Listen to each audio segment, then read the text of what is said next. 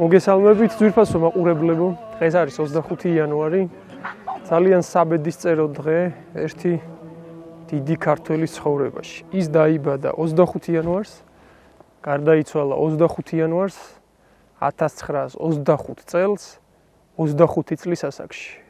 გარდაიცვალა ძალიან ტრაგიკულად საკუთარი მეგობრების ხელით. სადღაც აქ ჩარგალში საუბარია მიხა ხელაშვილზე.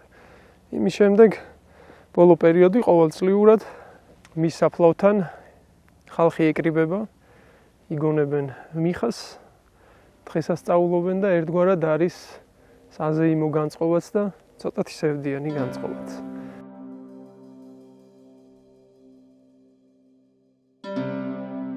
მიხა ხელაშვილი, სახალხო პოეტი, ქაქუცა ჩოლოყაშვილის თანამებრძოლი და შეფიცულთა რაზმის წევრი.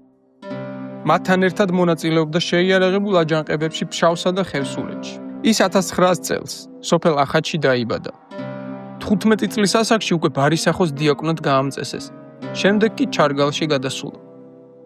წითელი არმიის შემოსვლის შემდეგ ქვეყანა აირია. ათეისტურად განწყობილი ახალი ხელისუფლება სასულიერო პირებს იჭერდა, ხრეტდა, პარსავდა და ღვთის საგმობ წერილებს აწერინებდა. მიხა ამას ვერ შეეგუა და სოფელში მაუზერით დაუწყია სიარული. თან ფშავ-ხევსურეთის განძის დაცვაც დავალებია. ერთ დღეს მაღაროს კარის კომისარი კოლა ჯაგნელაძე ჩარგალში ასულა. იქაურ ქალებთან შელაპარაკება მოსვლია. სოფლის დიაკვანი მიხა ქალებს გამოეკომაგა. კომისარმა მას მაუზერი აართვა და დაჭერაც დაუპირა. თუმცა მიხა ტყეში მიიმალა. ამის შემდეგ მისი ცხოვრება რადიკალურად შეიცვალა.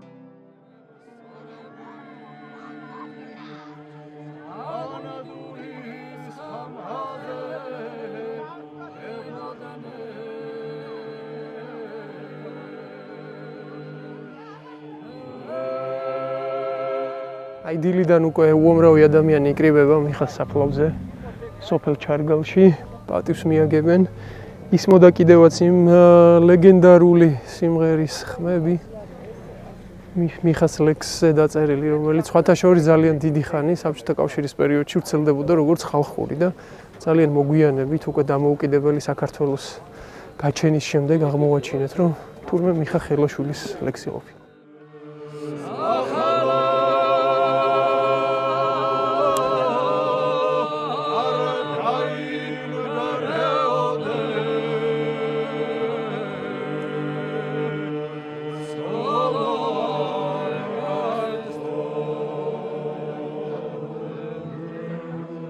ძალიან ლამაზი ამბავია, რომ თავისი ხელნაწერი ლექსები თავის მეგობარს გადასცა, რომელსაც თხოვა რომ შეენახა და იმან კლდეში დამალა და რამდენიმე წლის მერე აღმოაჩინეს. ველად გაჭრილი მიხა ლექსებს წერდა და მონაწილეობდა ანტისამთავრობო შეიარაღებულ გამოსვლებში.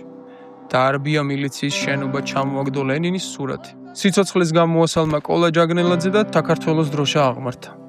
მისი დაჭერა შეუძლებელი იყო და როგორც ამბობენ, ტყვია არ ეკარებოდაო. ამიტომ მის ოჯახს დაეცნენ. სოფლის გზაზე მიმავალი მიხა ხელაშვილის დედა ჯერ შორიდან დამიზნებით მოკლეს, შემდეგ კი როგორც ამბობენ ხანჯლებით აწამეს. მიხა დედის დაკრძალვაზე ასაფეთქებელ შემოხვეული მივიდა. 2 წუთით დედა იგლოვა და შემდეგ ისევ ტყეში გაიხიზნა. დედის სიკვდილისთვის სისხლი არ აუღია, რამაც მისი ავტორიტეტი ერთიორად ისევ გაზარდა.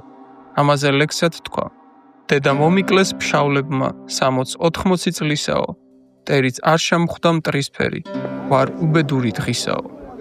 წიგნის უკანა მხარეზე წარწერა რო წავიკითხე, ცოტა დამურზგლა. ჩემო ნათქომნო სიტყვანო ნეტავი გაქვეყნებოდე და ჩემო საფლავის კაროს შენამც კი ახვავდებოდე. აუსრულდა ეს ოცნება მიხას. მისი სიტყვები გავრცელდა 100 წლის მერე, აი ასეთი სქელტანიანი წიგნით და საფლავზე კი ხედავთ როგორი დღესასწაულია. მიუხედავად იმისა, რომ ძალიან ტრაგიკული დღეც არის, მაინც დღესასწაულობთ. და ფაქტობრივად საფლავის კარი აყვავებულია. მის პოეზიაში არის ესეთი ნიშნები, სხვათა შორის ცოტა წინასწარმეტყველური. სიკვდილთან მუდმივად ახლოს არის ეს კაცი. მუდმივად ერთად არიან, როგორც ჭეშმარიტი მეომარი ესე უნდა იყოს. უნდა ახსოვდეს სიკვდილი. უნდა ახსოვდეს, რომ წუთია წუთი სოფელი. იმიტომ რომ სიკვდილი ყველაზე დიდი მასწავლებელია. ვინგაი თავისოს თემისგან გაძევებული ვინანუგაშოს ალუდა ლუკას ხნეობა გვაკლია თორემ ტრიზლევას რა უნდა დის ჩანჩქერები ვარგავენ დიდი ცრემლისდის ლელიანს თები ყურ ჩამოყრილებით განან ჯიუტად გელიან უკვდავების გზას შემდგარო რაზნე ქონდა და რაძალი შაურ ხურჯინში გდებია პარადისობის საგზალი ირიან თუშის ქალები არ მოგივიდა ქამარები იქნება ლეკებ შამახოდენ დაყრევინეს თავები იქნება ლეკებ შამახოდენ დაყრევინეს თავები ხალონო თრიალებს თენქმრებსა ქისდები შაფედარიანო თითოს მოუკლავ შიშვიდი ბიჭობასა მასფიანო თითოს მოუკლავ ჩემთვის დღევანდელი დღე არის ხვალინდელი დღის საძირკველი. ადრე დაკ მოდავდივარ, ძალიან ხშირად დავდივარ და ასაკმა დაეწია. ჩემი თაობა ნაკლებად არის და მე გამოჩნდა შვილების თაობა. თაობა რომელთა მხრებზეც უნდა დადგეს ის ტვირთი, დაიდოს ის ტვირთი, რაც მიხა ხელაშვილმა ზედა. სამშობლო თაობა ეს თაობა აი ჩემი შვილთა შვილების თაობაა შვილ. ეს უკვე ერის გამოფხიზლების ხანა დაიწყო. სამშობლოს გამოფხიზლების ხანა დაიწყო. აი ეს მე დავესწარი ამ დღეს. მედნერი ვარ რომ მე ამ დღეს დავესწარი, რა. ესე იგი მიხა ხელაშვილი საქართველოს ანაყრევს თავისი გონების შესაძლებლობა სამშობლოს შეყვარება. აი ესეთი კაცების საფლავზე უნდა ვიარო. აი ვისთან უნდა მივიდეთ. ვისთან უნდა ჩავაბაროთ აღსარება. ყოველ აქ რომ მოდიხარ, შენზე არ უნდა ელაპარაკო. აქ რომ მოდიხარ, აღსარება უნდა ჩავაბარო მიხა ხელაშვილს. როგორი ცხოვრე, როგორი ემსახურე შენს ქვეყანას. შეგეძლო ასე გადაგედო, თავი თუ არ შეგეძლო, დაუსვამ შეკითხვას და ხანდახან გორჭოფა. ვაი თუ ვერ შევძლებ. ამას აი ვაი თუ ვერ შევძლებს ასოდრიდან გავდივარ. უნდა შევძლეთ შენ. მიხა ხელაშვილმა სამშობლოში სიკვდილი არჩია. საზღვარგარეთ კარგად ცხოვრებას. ზდარჩა კოიცო მოგვდარება. ასეთ სიკვდილი მხოლოდ ღირსეულ კაცებს შეუძლია და ღირსეულია ყველა ადამიანს სამშობლოც მოკვდება.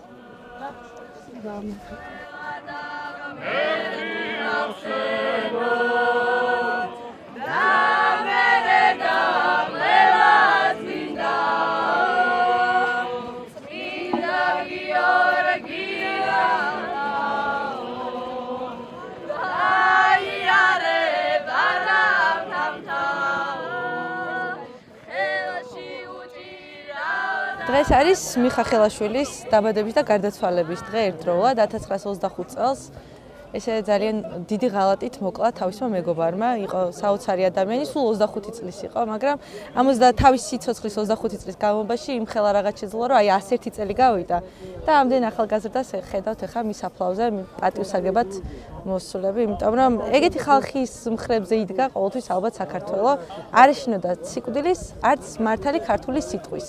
ვერ შეაჩერა იმ რეჟიმმა, ვერ დაჩაგრა და ესე 25 წლის ასაკში ზურგიდან დილში მოკლეს. მეგობრის. მაგრამ ხედავთ რომ ცოცხალია. მაგრამ კი, მოკლეს, მაგრამ ჩვენთვის მაინც ცოცხალი არის და ალბათ კიდევ ესე იქნება დიდი ხანი.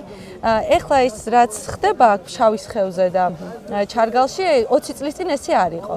დაახლოებით ალბათ მე 14-15 წელია ესე აქტიურად ამოდივართ. ფშავლები ყოველთვის მიაგებდნენ პატივს, მაგრამ ეხლა სამეგრელოდან, იმერეთიდან და თბილისიდან ესე აქტიურად ამდენი ხალხი არ ამოდიოდა და მიხარია რომ ყოველ წელს ემატება ეს რაოდენობა. ო ძალიან ლამაზი დღეა, ულამაზესი დღე არის და თან ერთდროულად თითქოს ტრაგიკული დღეც არის და სადღესასწაულო დღეც არის. შერეული გრძნობები მაქვს სიმართლე რო გითხრა და შენთვის პირადად რომელია? ჩემთვის როგორი გრძნობა ის? აი უფრო დღესასწაულია, იმიტომ რომ სიკვდილი ხო გარდაცვალება არის ჩვენთვის მით უმეტეს ქრისტიანებისთვის და ქართველებისთვის. სიკვდილი კი, მაგრამ აი ღალატი.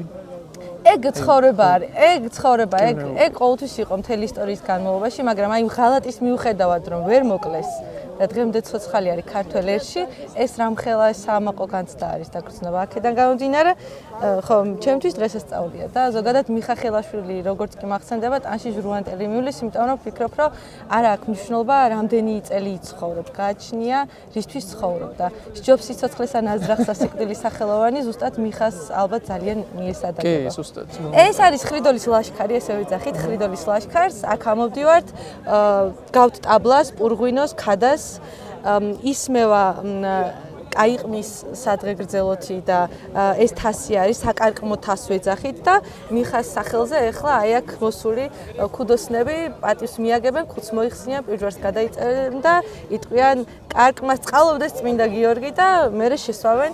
სასურველია რომ ხელები ზურგს უკან ქონდეთ რატო? და იმიტომ რომ განიარაღებული მიდიხარ, პატივისცემით მიდიხარ და მუხლმოდრეკილი ისედაც ხარ და კიდევ უფრო მეტი მოწიწება ჩასმად და ეს რამე ტრადიცია საკარგმო თასი. მთაში დაილოცოს ლაშარში, ხოშარაში ესე ითქმება, მოდის ადათიდან და შემდეგ შესრულდება ფერხისა.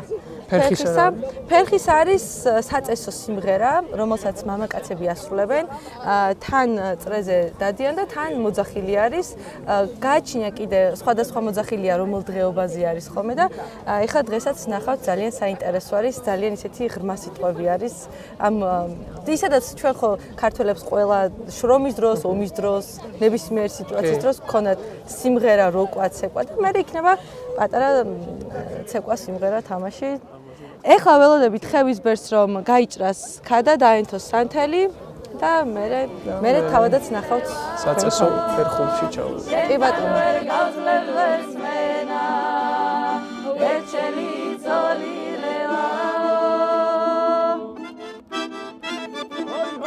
ინოცა თამაშობს! აბა!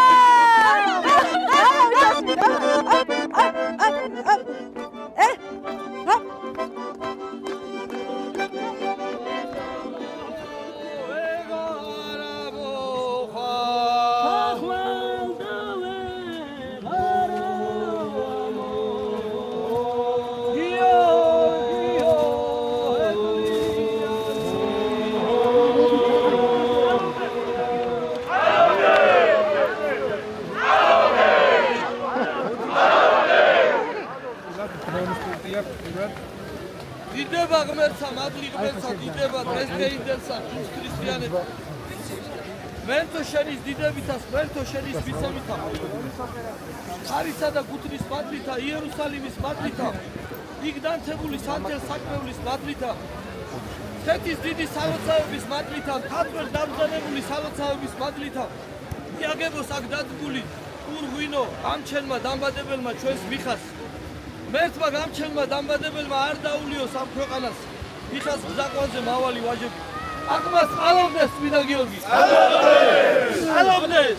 ალობდეს! ალობდეს! ალობდეს!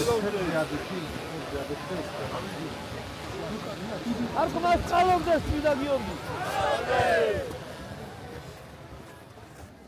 კარგმას წყალობდეს წმინდა გიორგი. წყალობდეს. კარგმას წყალობდეს წმინდა გიორგი. წყალობდეს.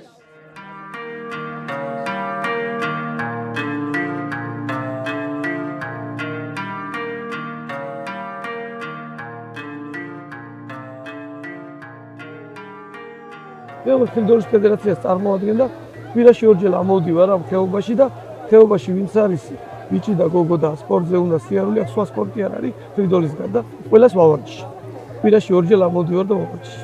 პაპა ჩემი იყო მიხას მასწავლებელი. პაპა თქვენი იყო მიხას მასწავლებელი. მამა ჩემის პაპა, ხო. ვაი. ეს ციკშიც წერია.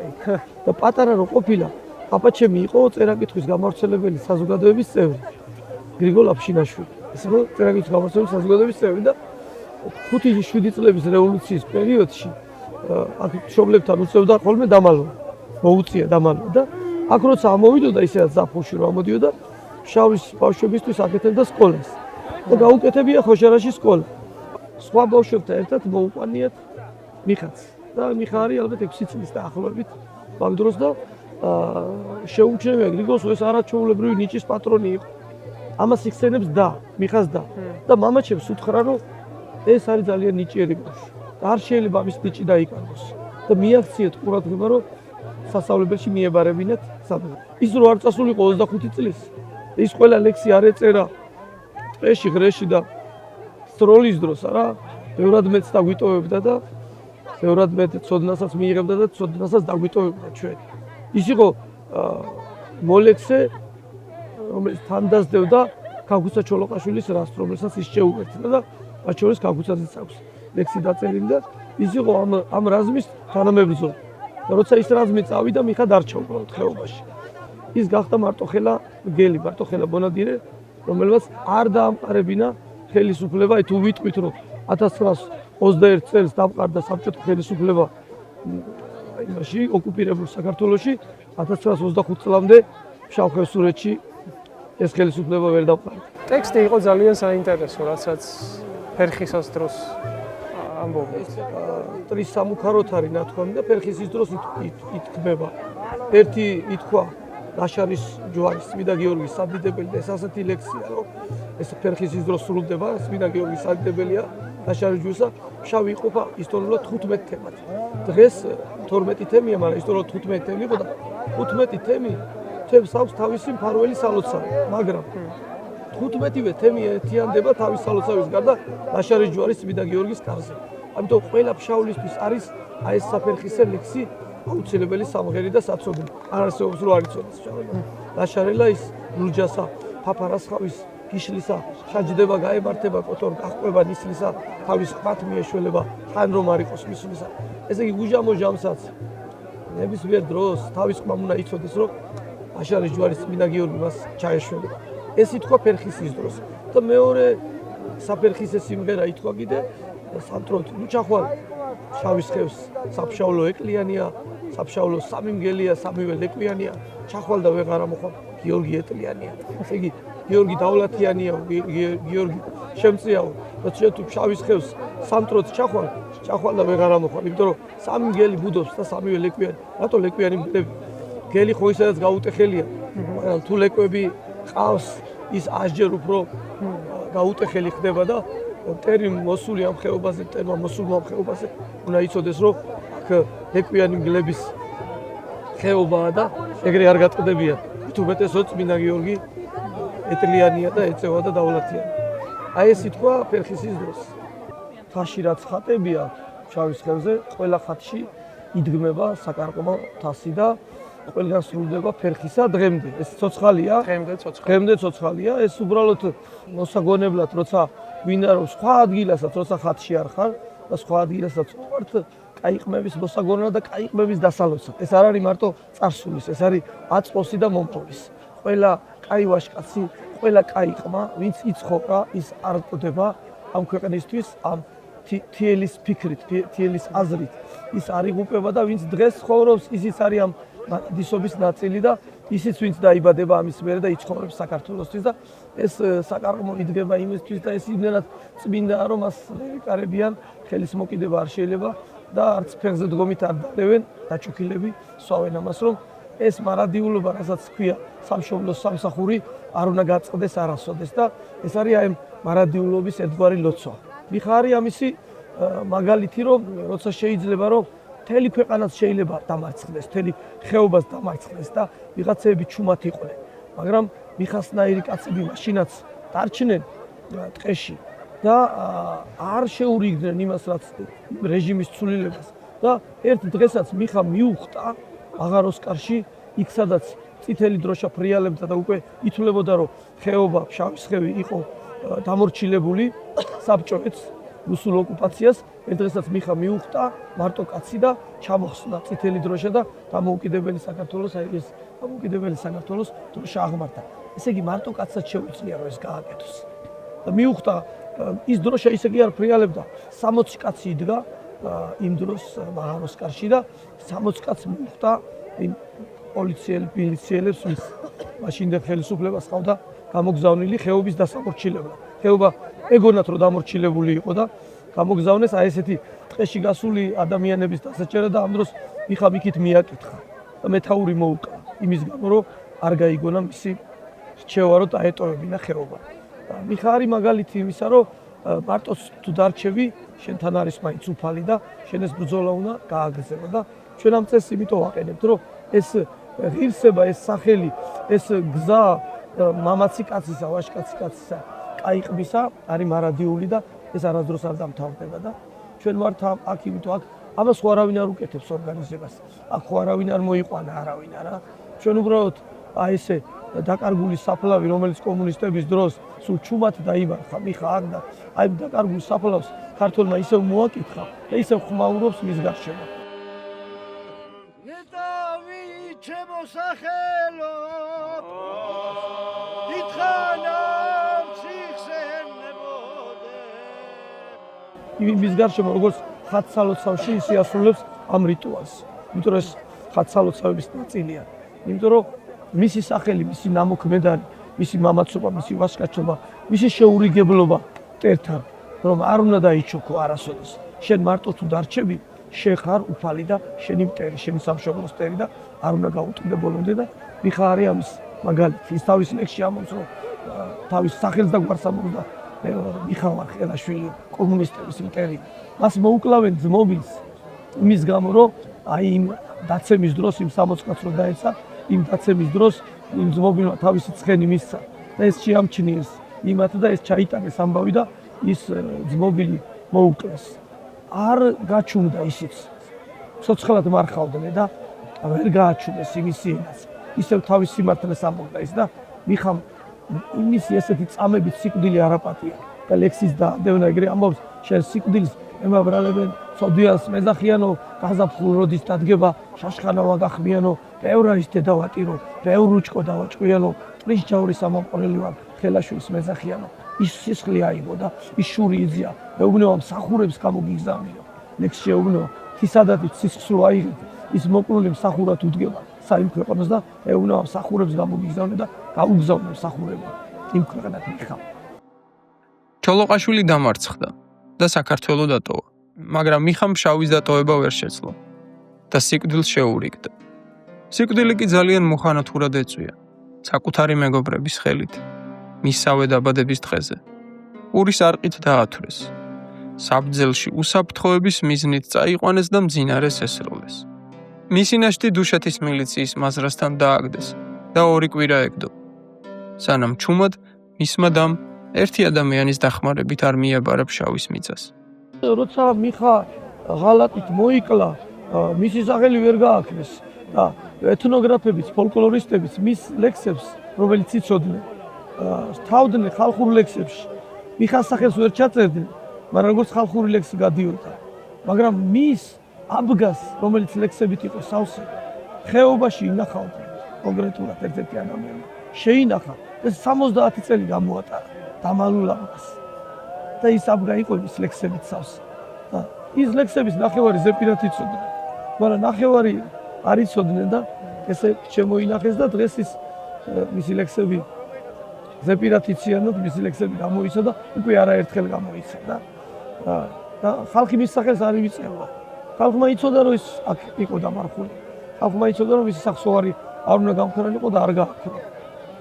როგორც ამბობენ, ტყვი არ ეკარებოდა. ესე ამბობდნენ, რომ ყოფილა საუცხოო მოჭიდავე, წინა შეხედავდი უკან იყო გადაზდექილი, უკიდან შეხედავდი წინ იყო ისეთი ხარბეჭის პატრონი ყოფილა და ისროდა დაუცდელად. და იცოდნენ, რომ რომ ეძინა და როცა უნდათ მოკლა მძინარის ეშინოდათ, იმიტომ რომ მიხას დამსწრები არავინ არ იყო. ის იყო ამ დროს ღვთისმსახური იყო.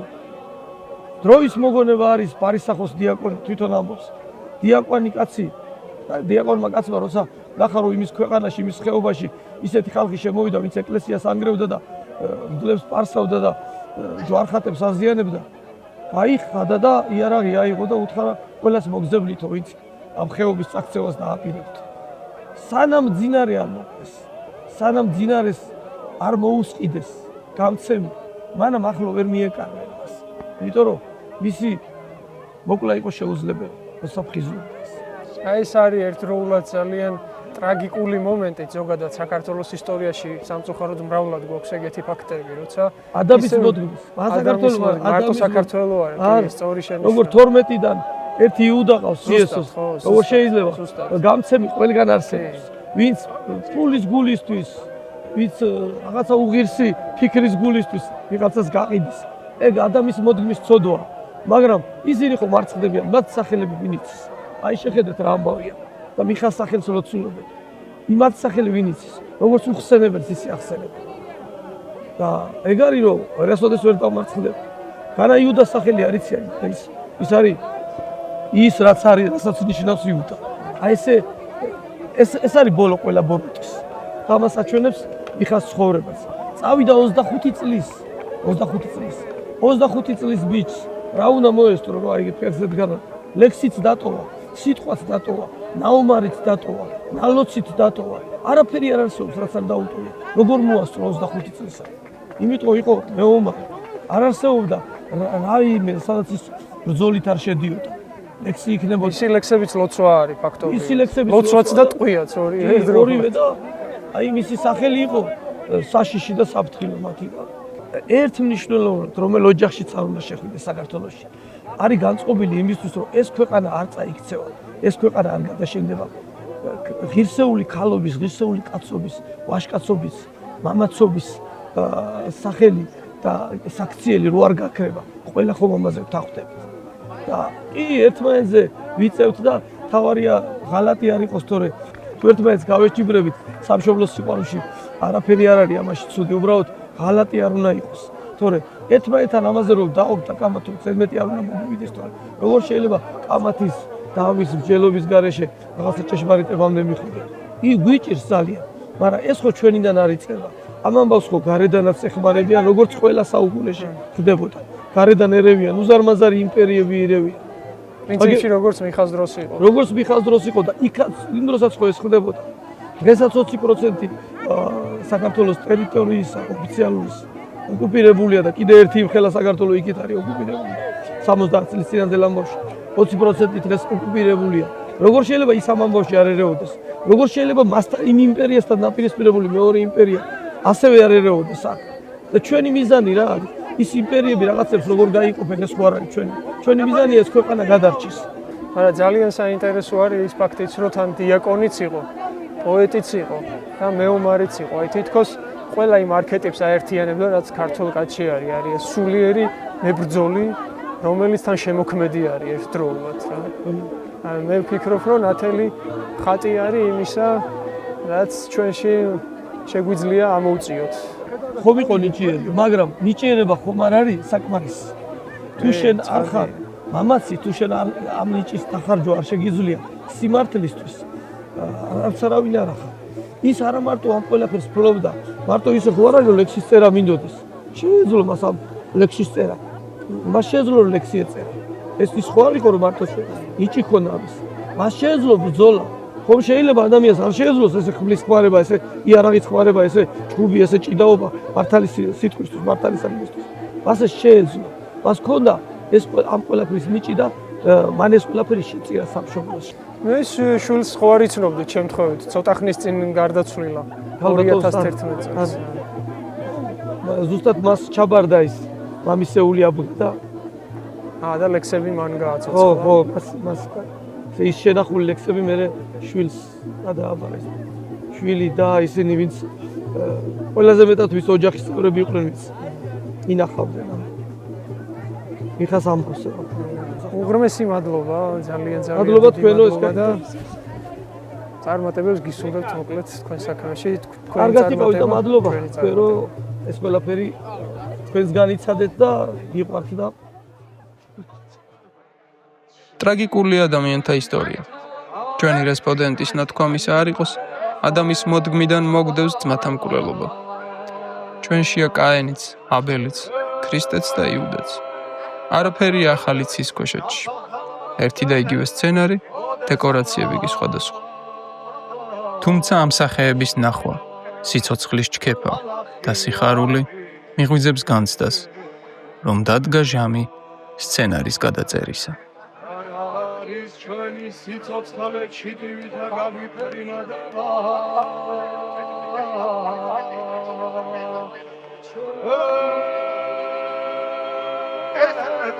ასახალარზე ოდესაღა ალახიაბი